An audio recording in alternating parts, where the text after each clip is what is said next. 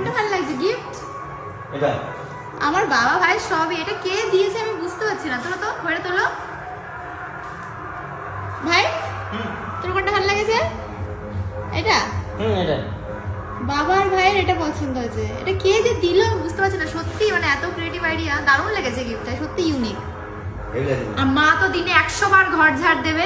কেন মা? আরে তোর গিফটগুলো তো নোংরা হয়ে গেল বাবা।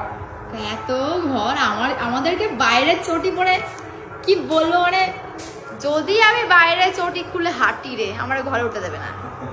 আর পাধো মানে মাথা খারাপ করে দিচ্ছে রে। শখের ঘর না মা। নোংরাটা তো আমাকেই পরিষ্কার করতে হবে। তাহলে বলছে একটা কাজের লোক রেখে দিই, তাও উনি শুনবে না। আমাকে বলছে পানা দিয়ে ঘর উঠবে না, তাহলে নোংরা সাফ করতে হবে না, তাহলে পা থেকে ময়লা আসবে আমি সাফ করতে হবে না। খুব সারাদিন ঘর ঝাড় দেবে, এত বড় ঘর পরিষ্কার রাখতে তুমি জীবন চলে যাবে মা। তাহলে একটা কাজের লোক রেখে দিই, এখনো টাইম আছে কিন্তু বলো।